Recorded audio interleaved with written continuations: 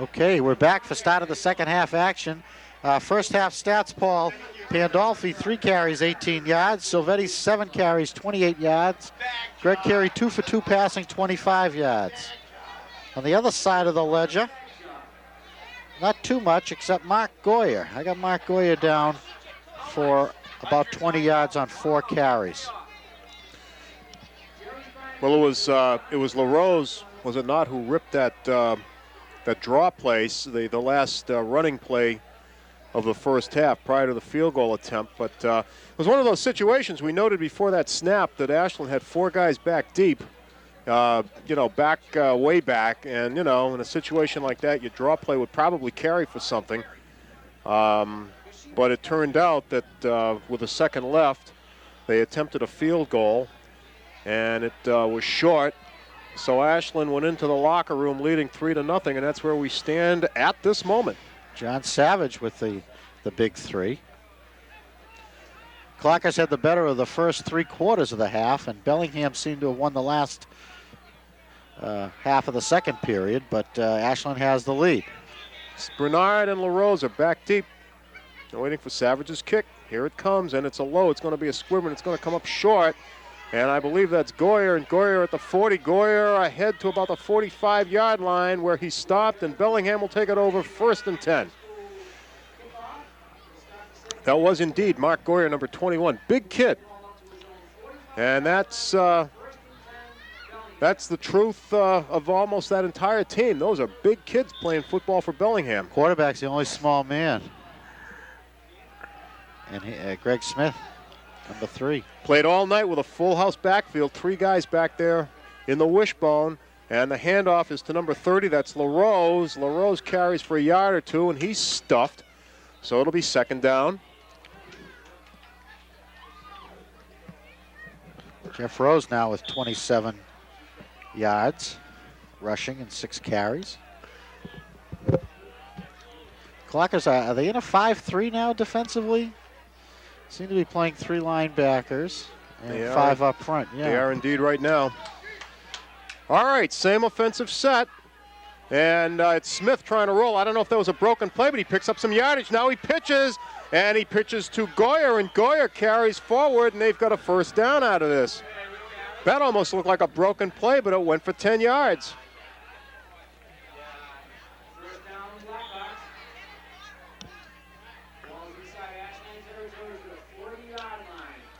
15-yard pickup, 14-yard pickup rather. Mark Goyer on the option play from Greg Smith. That's a touchdown play, but the Clockers at least prevented that, but Bellingham did get the 1st down. Wing T offense is what they call the Bellingham offense. Handoff, this is LaRose, and LaRose goes ahead for about 4. That pattern is emerging that we saw at the end of the first half. A ball control pattern. About a 3-yard pickup. It'll be 2nd and 7. Clock is rolling. 8.5 minutes to go. And indeed, you don't want to see them control the clock and control the game, because that's the 2 usually go hand in hand. But this is a good running football team, a fundamental football team. They keep the ball on the ground and they come at you. This is Shannon Jacobs is in there, number 40, along with LaRose and Goyer. And the handoff comes to Goyer. Goyer turns it inside. He's hit from behind and dropped. And that pickup is going to be for another 4 or 5 yards. It'll be 3rd down.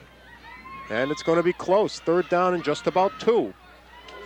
Tony Frisori, 55. Keen Shaughnessy, 59 on the tackles. Now, Ashland had their opportunities in the first half, but just about every time, Bellingham stiffened up. And just on that one occasion, and Ashland had a first and 10 from the 11-yard line, and finally wound up they had to kick the field goal. So it was not a terribly satisfying offensive show for them in the first half of this ball game. Again, it's Goyer. Goyer is hit, but he's got the 1st down.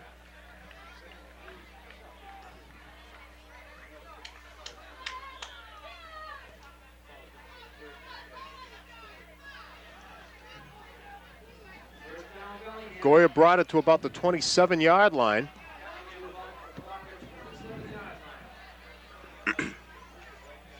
Clocker defense back on their heels now. They've got to stop this 1st down play.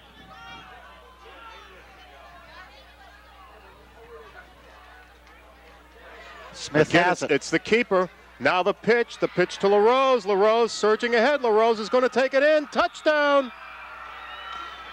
They've unveiled the option play, and he actually pitches it after he's crossed the line of scrimmage. Well, as long as he doesn't pitch it ahead. So just like that, with 6:55 to go in the third quarter, Bellingham breaks on top, 6-3. First time they tried it, it went for 15 yards in the first down. Second time goes 27 and a touchdown to the other side, different back. Jeff LaRose getting the touchdown, his 6th on the season. And they're going to try to kick for the extra point. Big Mike Tamburani is going to try it. A left-footed soccer-style kicker. Here's a snap. The kick is up, and it's no good. He kicked it wide to the left. Kicked a line drive, and he kicked it wide. So Ashland catches a break. As they come back upfield, they'll be trailing 6-3. Could be important in a tight game. A field goal can now tie it. We'll see the touchdown run again. And we pick it up. Now you'll see the pitch. And by the time they pick it up, LaRose is just not to be stopped as he brought it into the far corner of that end zone. They really had the Ashland defensive back strung out on that play, too.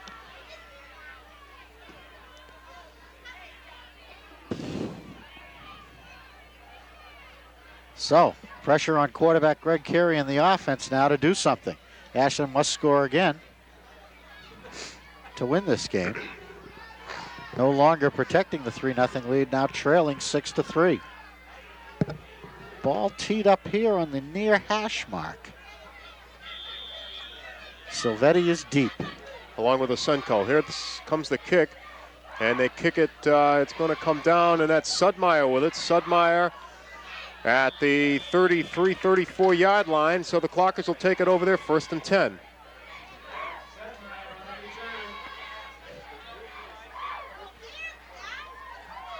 Let's see where they mark it. Okay, I missed it. It's a 44-yard line. Okay. I beg your pardon. 44-yard line, but Ashland 1st and 10. 6:49 left to go here in the third quarter. Now they come out. They bring Asenko out to the right side. Let's see what they do. Asenko goes in motion. Carey with it. He pitches back to Silvetti. Silvetti trying to cut it outside. And he beat LaRose around the corner. He turns it upfield. He gets a block. Silvetti on his feet. One guy to beat. Silvetti finally dragged out of bounds on a nice play by number 89, Andy Dumbovsky. But Silvetti with a big gain deep into Bellingham territory. Jeff needed one more move to get by number 89, Dubowski, for the touchdown, but he couldn't do it. Dubowski played it nicely. Stayed right with him, watched his feet, and made the stop. But not before. Jeff Silvetti rambled 37 yards for a first down inside the Bellingham 20 at the, it looks like about the 17-yard line. About the 17-yard line, 1st and 10. Pretty play. Handoff again to Silvetti. Silvetti runs into his own man, and this time he's dragged down from behind, and there'll be a loss on this play. As that was the place kicker, it was Tabarani, number 39, who got him. And the loss should be for a couple, so it'll be 2nd down now and about 12.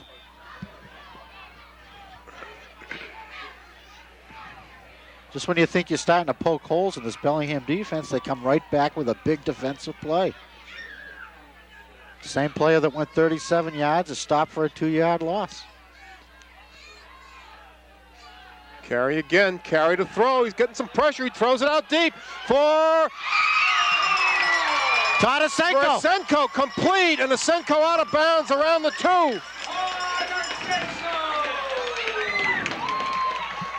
I was worried there. He was juggling it, and I guess the official ruled he had possession before he went out of bounds. I agree. I don't think there was any question about that. I thought that Carey was going to get hammered back there. He had to hear the footsteps. We'll see this again. Let's watch. as Asenko will take it in stride. Now watch the pressure. You don't see it there, but anyway, here comes the ball. Asenko, and, well, barely handled it, didn't he? Just need 1 foot in high school football. Back live now. And this is Pandolfi straight ahead. Just missed. Got most of it, but not quite, as they're going to spot the ball down right around the 1 yard line. So it'll be 2nd and goal from there.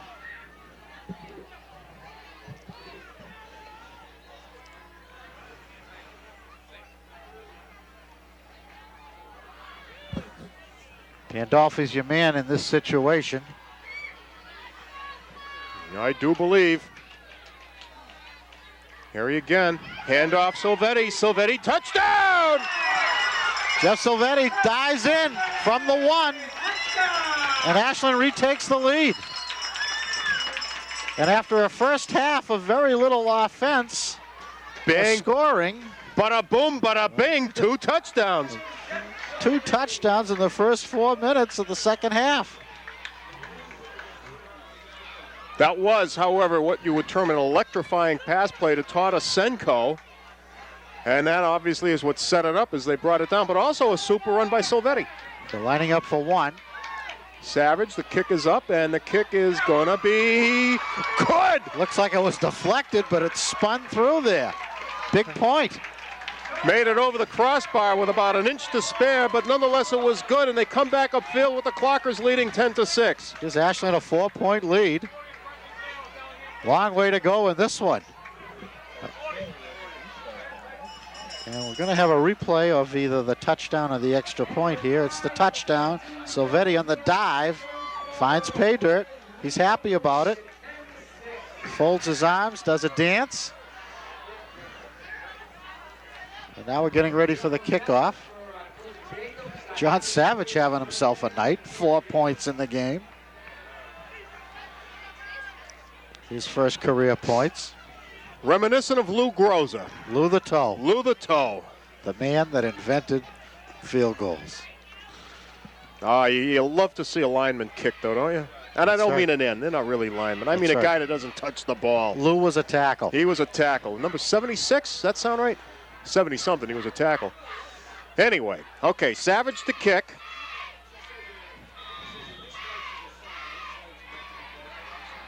All right, it's going to come down now, and that's number 20 on the run back. Let's see who that was for you. That was Jeremy Bernard, and he brings it up across the 35-yard line to about the 37, so Bellingham will take it over, 1st and 10. 5:07 left to go in the third quarter, and Ashland has come back on top 10-6. It's interesting. But they've got to find a way to stop this club now. Bellingham made it too easy on that opening drive. The Clockers have got to adjust to that option play. Let's see if they do.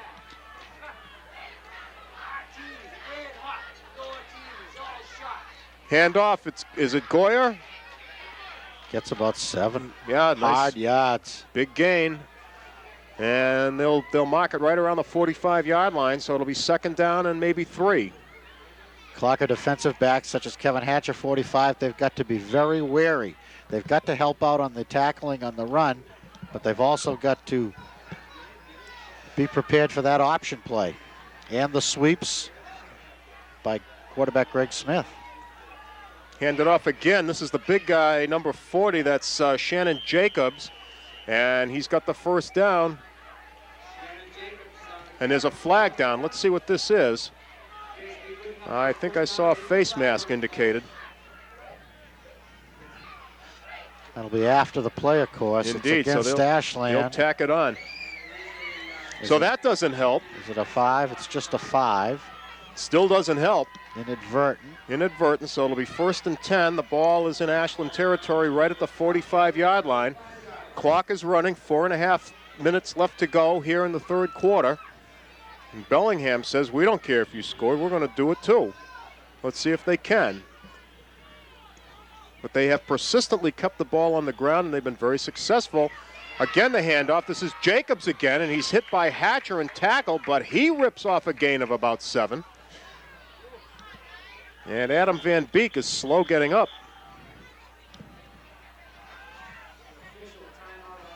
I think somebody rolled over him. He may have just lost his breath, I think. Trainer Bill Pratt immediately out on this scene. You know, this is a good opportunity for the Ashland coaches to talk to the defense here as they attend to Van Beek. You don't really have an opportunity to talk with your defensive team because when you're on offense, your same players are out there. The field. Right, exactly. You often see in college and professional football games, you see the defensive coach huddling with the defensive team while the offense is out on the field. You don't have that luxury in Division VI football. No. Clockers, by the way, ranked 9th in Division VI in the Boston Globe with a record of 3-2. Holliston, the top-ranked team. Tri-Valley League very well represented in that poll.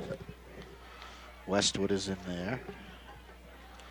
They're also undefeated. Van Beek is up. And hopefully it's not, well, he's limping now. I don't know. Not a hopeful sign. It looks like an ankle limp, wouldn't you say? Yeah. He's coming off. He's having trouble putting weight on it. And this does not bode well for the Clockers as Van Beek is one of their most important defensive and offensive players in the line. Who takes his place, did you see?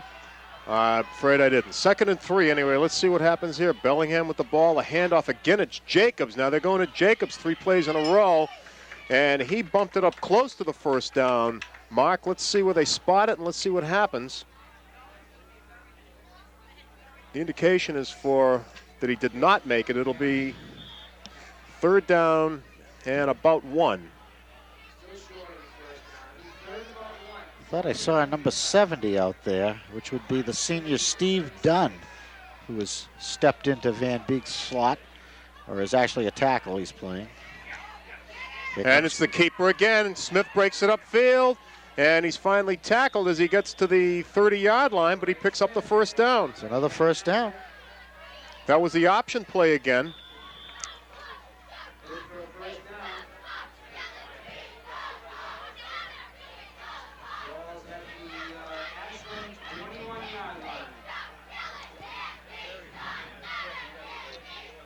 Clockers have seen the Bellingham passing game, so you can't put everyone up to stop these runs. And the option play, you need defensive backs to stop that as well. Here's a timeout that's called by Bellingham that I'm sure Ashland doesn't object to one little bit because they need to talk it over. Coach Maines holding court,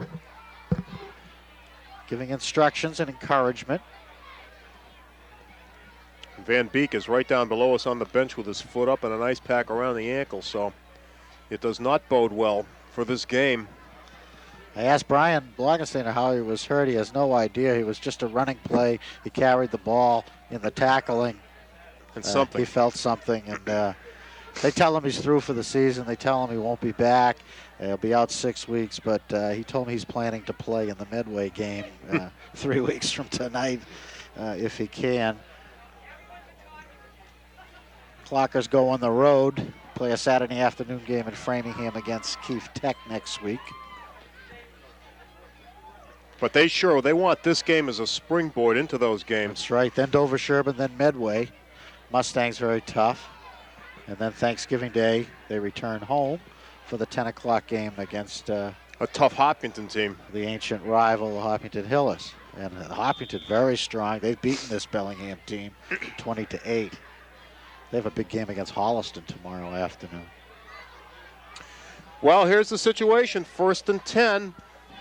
And the ball around the 31-yard line.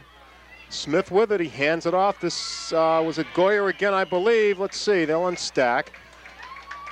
Play went for a couple. It'll be 2nd down and 8. It was indeed. 21, Mark Goyer. That's Goyer's 10th carry. He's becoming the workhorse.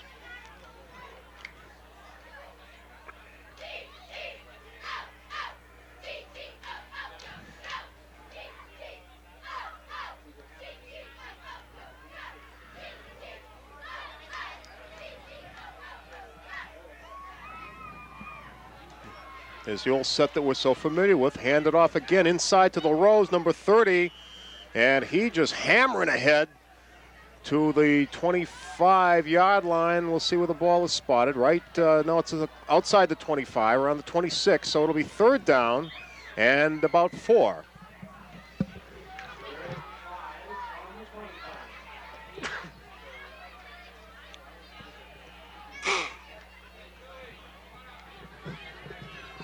Well, here's the time for a big defensive stop.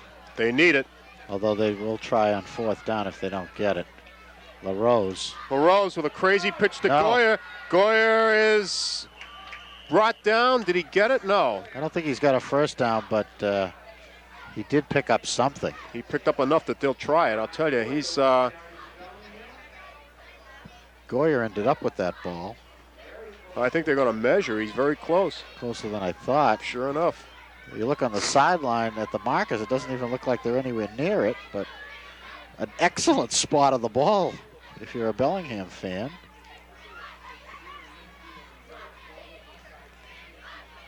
The chain gang comes out. We're going to get a good look at this measurement. If Jeff Silvetti will get out of the way.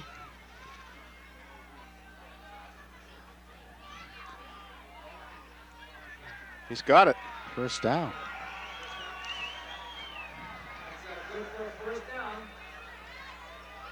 Well, the ball is just outside the 20.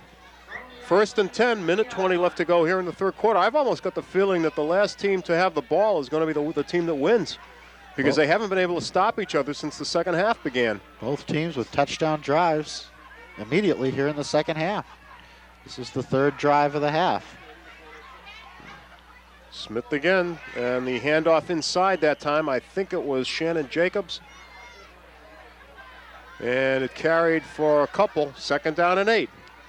And very content is Bellingham to pick up a couple inside on that first down play, run it outside on the second down play, do what they have to do on a third down play. But this is the approximate position. Now, mind you, they've had their best luck on that option play going to the right when the wide side has been on their right, which it is now. So let's see. Smith with it. Oh, Smith rolls left this time. How about that? He's tackled. He came to about the 15-yard line when he was hit. About the 16-yard line is where the spot is, so it'll be 3rd and 5. Again, same situation as 3 downs ago. The 3rd and medium, 3rd and 5. Clockers have to stop this to put Bellingham in a 4th down pressure situation, and we have a timeout. Oh, no, we don't. End of the quarter. Okay, that's it. At the end of 3 quarters, the score is Ashland 10 and Bellingham 6. Coach Maines exhorting the troops. This is a big play. 2 big plays coming up here. Bellingham Blackhawks with helmets high on the sideline as they get ready for the 4th period.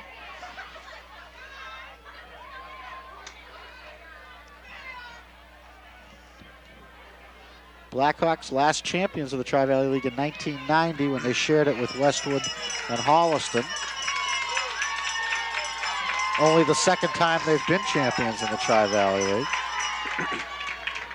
Tremendous crowd here tonight, Paul. What would you say, about 1,500? Oh, easily. It is a good crowd here tonight. Even the visitor stands, people from the other southern side of Route 126 from Bellingham have filled up the visitors' stands as well.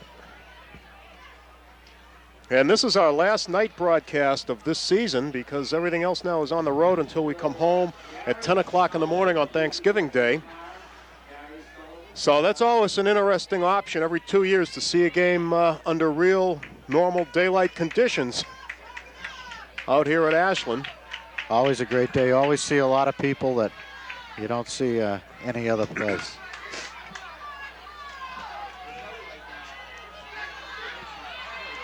It'll be about a 3rd and 4 situation. Here we go. Greg Smith with the call. He hands it off to LaRose. No, I beg your pardon. He hands it off now to LaRose. And LaRose is forced out of bounds, and he didn't make it. He's going to bring up a 4th down play. The official signals the gain is They're not moving the stick. The gain was virtually nil. Just an inch or two. It's still 4th down and close to 4 yards to go. Very good play faking by the Bellingham quarterback, Greg Smith. Very difficult to pick up who has the ball.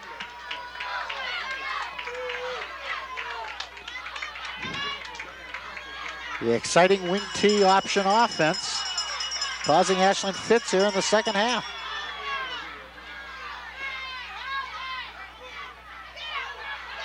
On the keeper, it's Smith, and he's knocked. He doesn't make it. He doesn't make it. The Clockers hold.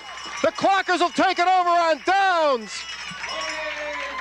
Chris Small, number 66, leading the defense. Ashland stiffens on 4th and 4. They hold him. It was another beautiful fake inside, but he hung onto the ball and tried to come right.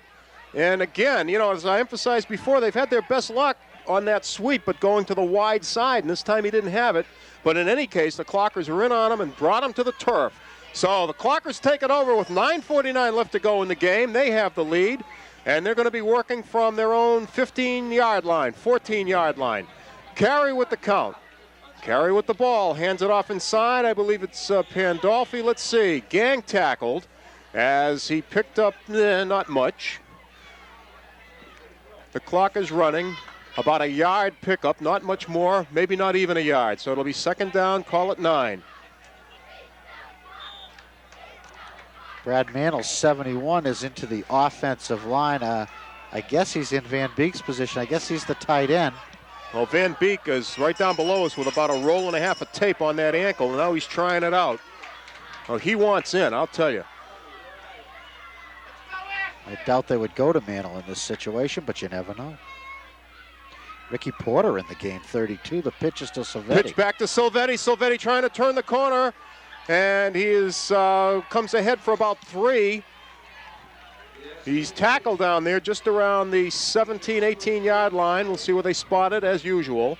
But it'll be 3rd down and still about 7 to go. Maybe 6, but 3rd and a goodly distance to go.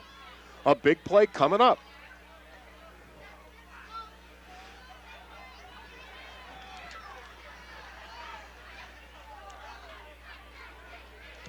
Well, what do you do here? Can't go to your tight end like they did last time when they got their field goal.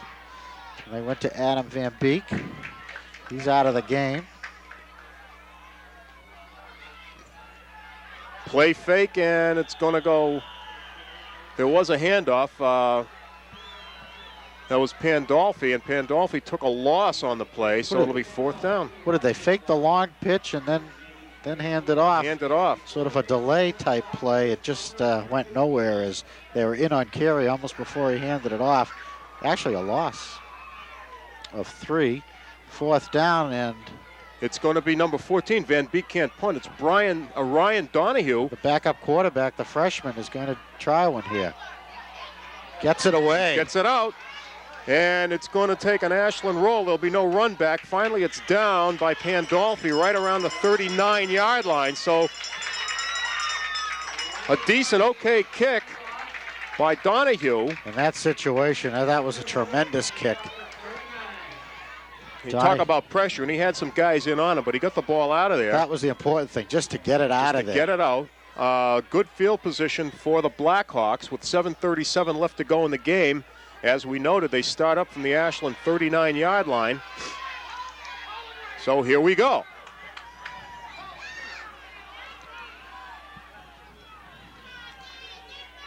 Smith hands it off, and it's Goyer one more time. Goyer for about 13, 14, as he's finally tackled around the 26. What would you say, rangy, Mark Goyer? High stepping, quick, big? I'd say all of that. He's on the verge of going for a touchdown every time he touches it now. He's had some excellent carries where he hasn't had the ball either on these fakes and options. Also has a touchdown tonight. Van Beek is in the game, by the way. In his defensive end position. Yes, sir. Handed off again inside, and this time it was to Jacobs. And he rips off about 8.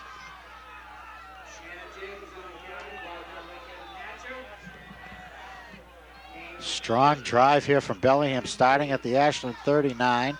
They brought it inside the 20 on 2 plays, or at the 20 on 2 plays. Shall we look for that option? Every time I talk about it, they don't do it. Let's look for the option. Last time they ran inside in this situation. Here comes Greg Smith. No, this time he's wrapped up, but he wanted to do it. He was looking for that option pitch, but they sniffed it out. Now, I don't think he picked up much, if any. It'll be 3rd and about 2. And remember, they were stuffed on 3rd and 4th down plays last time. Much shorter yardage this time, of course. Of course. Very tough, very tall order for the Ashland defense this time. Van Beek has moved to the other side now.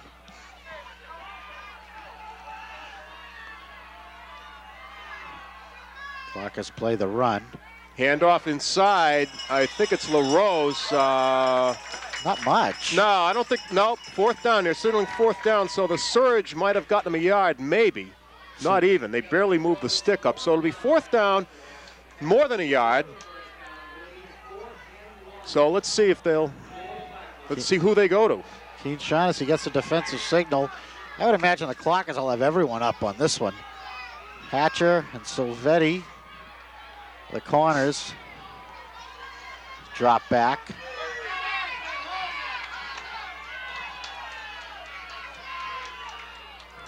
Fourth down. Full backfield. Here we go, folks.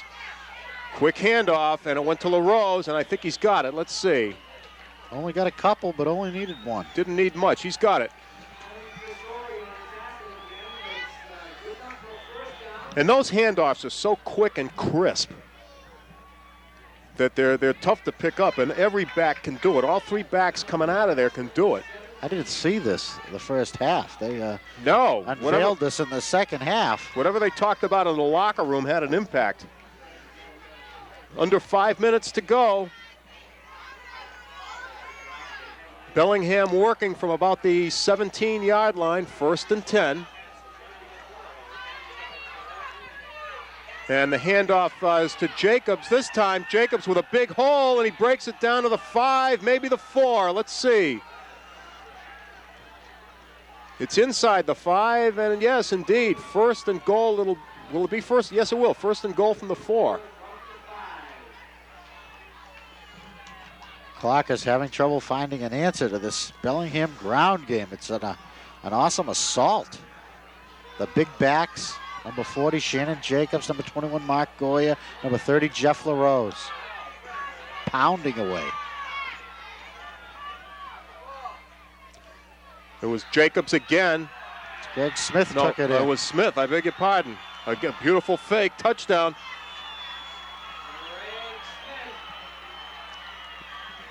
Bellingham back in the lead, 12-10. The only good thing to be said is that Ashland will have a crack with 4 minutes left. Yeah, if they can take it in as the clock expires, that might be the way to win this game. So it's 12-10. Bellingham has not had success with an extra point or field goal attempt, and they haven't looked good, the misses, so they may go for 2. Let's find out. Well, if they miss it here, the point is that a field goal for Ashland wins it. They're going for 2. They're going for 2. Smith on the keep. Now he pitches back. It's fumble, so this one's going to go no place. So it fails. The conversion attempt fails as he tried to pitch it to LaRose, and LaRose couldn't handle it. Jeff Sudmeyer alert for Ashland breaking it up. So with 4:02 to go, the score is Bellingham 12, Clockers 10. Well, it should be a very interesting 4 minutes. The Ashland offense was stopped cold on their last possession. We'll see that touchdown once again on replay here. Smith, beautiful fake inside to the big boy Shannon Jacobs, and then he takes it himself, exposes the ball dangerously as he goes over the touchdown line, but gets his 6. This will be a squib type kick, I would guess. See if Ashland tries to put something together on the return. We got Silvetti and Asenko deep. The second tier has Hatcher, Pandolfi. Number 43 is Mike Hackett, the freshman, and 11 is the junior Jeff Sudmeyer. All right, Tabarani to kick it off. Mark Vendetti, 81 here, has already handled one tonight from the front line. It's a squib. It comes to Hackett. He's going to fall on it very wisely. It was Sudmeyer falling on it at the 35-yard line. So with 4 minutes to go in the game, Ashland is going to take it over at that point, 1st and 10.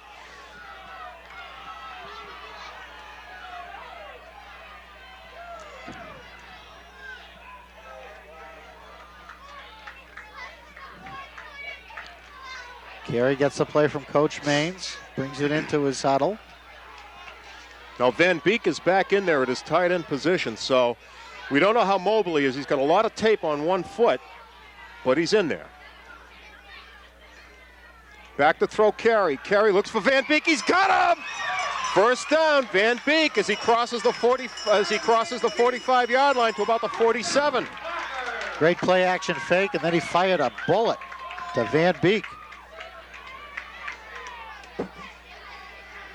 Point is, though, that the way things are going, Ashland doesn't want to score too quickly. Run it down, guys. 3:40 to go in the game. Van Beek's second reception of the night.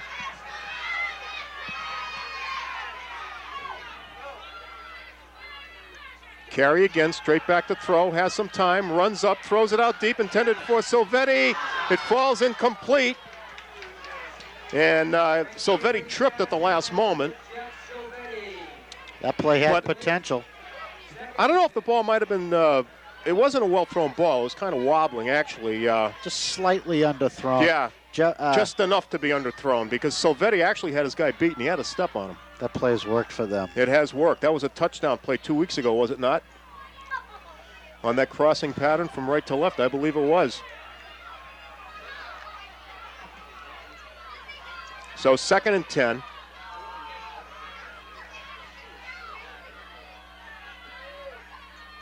On the roll. Pitch to Hatcher. The ball is fumbled, but Hatcher falls on it. A loss on the play of about, they may be calling it an incomplete pass. Hang on now. Yes, they are. And it was the referee who said no, it was a forward pass. Yeah. No one felt that way but him. No, I know, but anyway, it'll be 3rd. So the Clockers catch a break instead of a loss of 4. They spotted at the line of scrimmage, but it'll be 3rd down and 10. Clockers working from the 47-yard line, and they need a big play. Carey drops back to throw. He's being rushed. Carey looks upfield. Carey is going to run for the first down. No, he's not. Stopped at the last moment was Greg Carey. I thought he was going to go for it, thought he had it, but instead he was tackled at the 45. Mark Goyer, number 21, with a big tackle. It was Goyer that got him. Clockers called timeout. Clearly they've got to go for it with 3 minutes, 3 seconds left. 4th and 2. Carey had some daylight. It looked like he was going to get that first down, and number 21 Mark Goyer came in and put him down right on the spot to create this fourth down situation. Quite a night of football, 12-10. Bellingham leading Ashland with 3 minutes and 3 seconds left in the game. No overtime in Tri-Valley League football.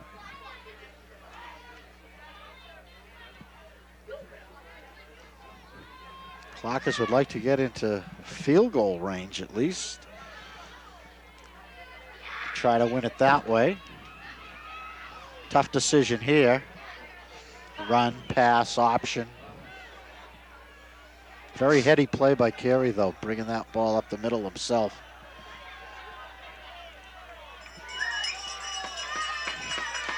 We're going to have Silvetti in the backfield with Pandolfi. Asenko is going to be your flanker, Van Beek your tight end, and Sudmeyer your split end.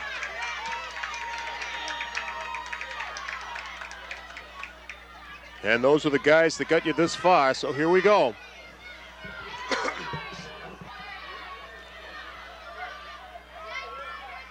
Carey on the option. Carey throws it out, and that's a live ball.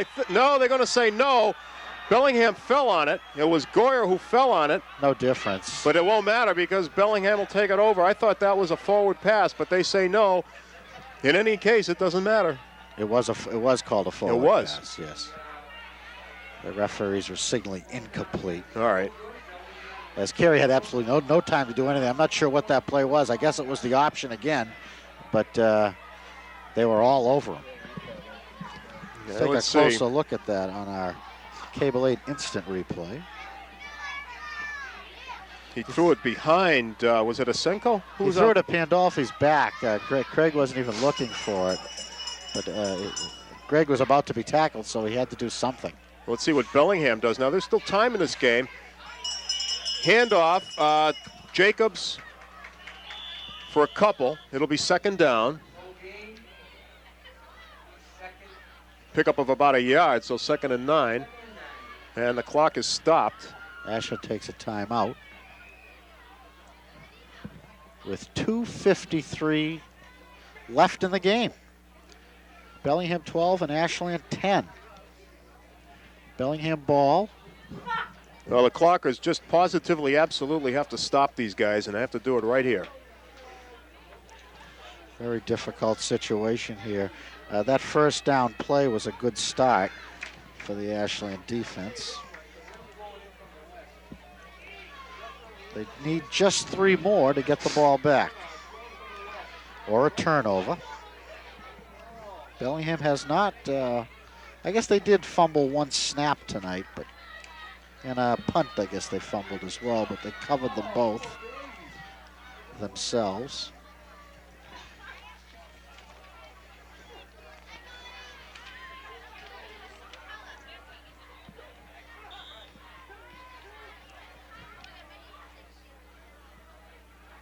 Second down. Ball sitting on the Bellingham 46-yard line. Smith again. Handed off. It was Jacobs one more time. Boy, they're going to him a lot, aren't they? Well, he surges forward. He's across midfield to about the 48, so it'll be 3rd down and about 4. Steve Dunn checking in. Number 70, who's going to check out? It's going to be Timmy McLaughlin, 54.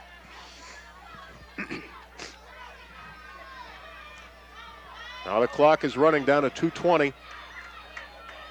Would you pass here, Paul? Why? They've been so successful on the ground. Too much time? Too much time? Certainly. After a timeout? Oh, there was no timeout. No, there was no timeout on that play. No. Well, they burned the clock, but they really hurt their chances of getting a first down, which would ice the game for them. Very, very unusual. Coach Dale Caparasso trying to keep his composure here. Very upset at that turn of events. Shouting instructions to his offensive unit. So the situation, now that changes things. It's now 3rd and almost 10. This is the handoff inside to LaRose. LaRose on his feet has the first down. He busted 2 tackles to get that first down. What a big play. Jeff LaRose coming up big with a 12-yard scamper for a first down. And now, with 2:05 left in the game and the clock running, Bellingham has 4 more downs to work with. And a pall has fallen over Walker Field. As that may have been the game right there. No, just 2 tough series when Ashland just couldn't stop that running game. Handed off again, and it was LaRose one more time, and he picks up 5. Clockers call timeout. They've got to stop the clock. We're at 1:37 left to go.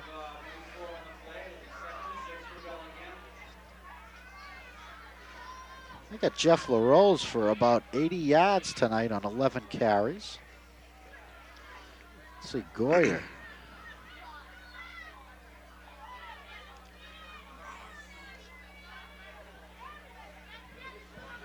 I got Mark Goyer for about 60 yards on 12 carries. And Shannon Jacobs, let's see, 21, 23, 30. About 47 yards on 7 carries. So they've done their job tonight. Pounding away. Greg Smith also had a good game running the option. Well, at this point, the Clockers almost have to do something like cause a fumble. I don't think this team is going to throw. It's not right that the clock should be the enemy of the Clockers. A fumble would be a miracle here. All right, 2nd and 5. Smith with the count. Smith fumbles! We got the miracle, but he fell on it. But he recovered. That's the way it goes. What's this? Clockers call timeout again. Oh, somewhat of a loss on the play. It'll be 3rd down and about 6, so a little bit of help. Yeah, they will get the clock back. They will get the ball back if they stop these next 2 plays. Look for some kind of a sweep this time by Bellingham to burn up more clock.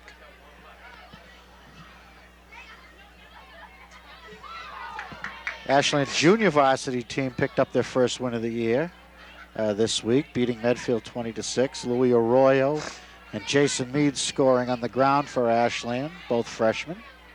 And Ricky Porter, the sophomore, caught a touchdown pass from freshman quarterback turned punter Ryan Donahue for the 20-6 win, first of the season. Freshman team generally plays on the Monday afternoon following the varsity game at the opposite location of the varsity game. So the Ashland JVs will be playing Bellingham at Bellingham on Monday. This is Smith on the keeper, and Smith surges ahead, and I think he's got the first down again.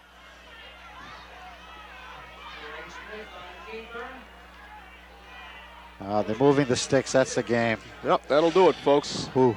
I do believe 1st and 10. Clock is rolling, 1:20 to go. Just couldn't stop them. You have to give credit to this Bellingham front line. They've repeatedly got first downs on the ground in this second half.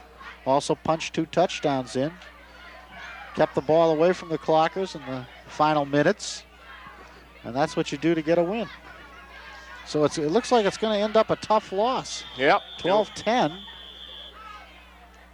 Oh, we got to delay a game Another here, delay. which will stop it with 57 seconds left. But it'll be 1st and 15. Ball resting on the Ashland 33-yard line. 37-yard line, pardon me. We'll remind you that the Ashland Clockers go to Keefe Tech next week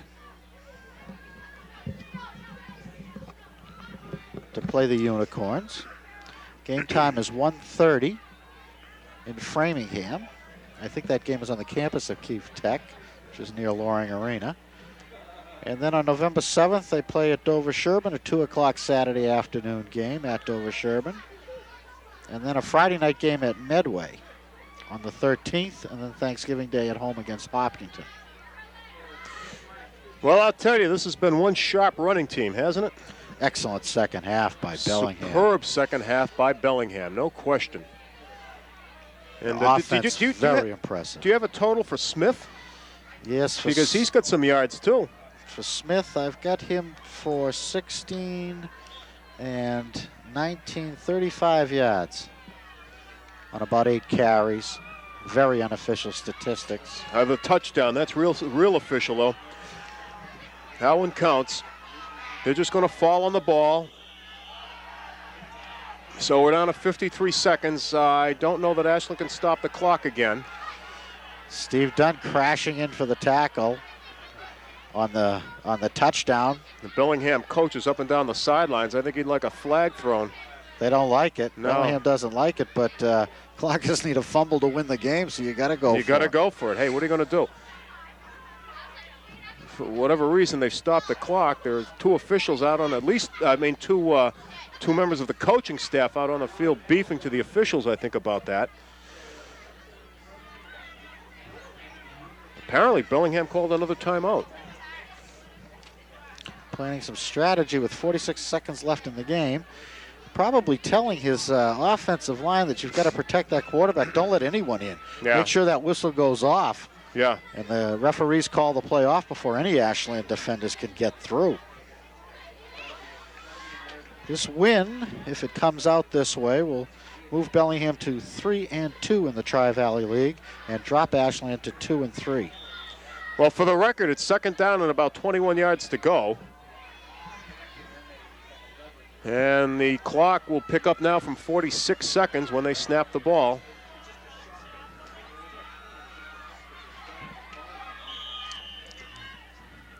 They ran a play. And Smith just took the snap, touched his knee down. So we go to third down, the clock running, so this is going to do it.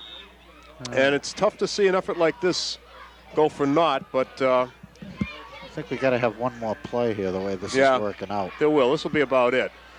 Tough loss coming up for Ashland, but this time they surge forward with 16 seconds. That should just about do it. No more plays tonight. And that'll be your final. Now this one's going to end 12-10 as the last seconds roll off the clock. And the game has ended. Final score, Bellingham 12, Ashland 10. A tough one, Bob. What do you say? Excellent, excellent game. A thrilling game to watch. Excellent performances by both teams. Very few penalties, very few turnovers, and a super effort by both clubs. And this is becoming common this year at WACA Field. Well, excellent, close games, home and away, I should say. Yeah. And this is becoming common throughout the Tri-Valley League. Yeah. This league is becoming very, very balanced. The team that is winless, like Millis, has played tough every single game. They've played good ball. There's no blowouts anymore. It's that old adage, that close only counts in horseshoes and hand grenades. But after losing 44-11 last year, 12-10, and you better believe that clubs like Bellingham are aware of that, because this Ashland team is not the pushover that it was in the past. You feel bad for the guys in uniform out there, but on the other hand, you feel good, because knowing what went on here in years past, you realize what a tremendous change there has been in this program. And I tell you, it makes you say, I look forward to next year under these lights. It doesn't come all at once, Paul. No, it never does. It's a little at a time. It never does. They played so well. Just two key series when, for whatever reason, they simply could not come to grips with an offense that was strictly designed for running plays, quick, penetrating running plays out of that backfield with three guys who could pick them up and put them down. And I mean specifically Mark Goyer, Jeff LaRose, and Shannon Jacobs, three of the best running backs that I've seen here in a long time, just for power backs, 4 or 5 yards in a cloud of dust. What else do you need? No. Well, when they needed something else, they had that option play, which also worked out very well. Greg Carey, I thought, had a nice game. Completed 4 long gainers. I know he'd like to have that pass back to Jeff Silvetti, but an excellent game for Carey, and an excellent game by Adam Van Beek as well, 2 receptions. And Jeff Silvetti had a couple of nice runs, including a touchdown. And Pandolfi had some good runs early. Yeah, and again, I mean, you also, I suppose, you have to ask yourself if Blogensteiner had been in the game, if Van Beek had not been injured and been out of the game for a few minutes. Brian, you miss on defense. You miss him on defense. That's absolutely the case. There are subs for him on offense, but in the backfield, they have several running backs, but you really miss him in that linebacker's position. And he's a great leader of the defense as well, and a very aggressive player. But John Savage stepped up to take over the place-kicking duties in fine form with 4 points tonight, and he had a great game. And good game at center as well. And we're looking at Blogensteiner. He just went out of the picture. That was Blogensteiner walking off on crutches. So that a big piece of the team is just limping off the field. But, hey, that's the way it goes. I mean, that's what happens in this game and in every game of sports. But nothing to be ashamed about here tonight, as the Clockers did well against a good team. And unfortunately came up just a little bit short. Might have been different, but who knows? Maybe next year or 2 years from now when we see Bellingham back here, it could well be a different story. If they play this way against Keefe Tech and Dover Sherburne and Medway and Hopkinton, they got a lot to look forward to in the next 4 or 5 weeks. Well, the Keefe Tech game, Keefe Tech is probably the weakest of the remaining opponents. DS probably the second weakest. Medway, you never know. Medway is just a good athletic program all around, as we all know. And Hopkinton has just been a tremendous football team all season, and that's going to be our next game, which, of course, will be back here on Thanksgiving Day. Hopkinton is poised to be either a league champion or a playoff team this year. As I say, they're playing Halston tomorrow afternoon, a big game. Okay, so that's going to about do it. One more time, the final score here tonight was Bellingham 12 and Ashland 10. And, partner, we'll see you back here on Thanksgiving Day. So until then, folks, saying good night. This is Paul Burke for Bob Thacker. Good night, everybody.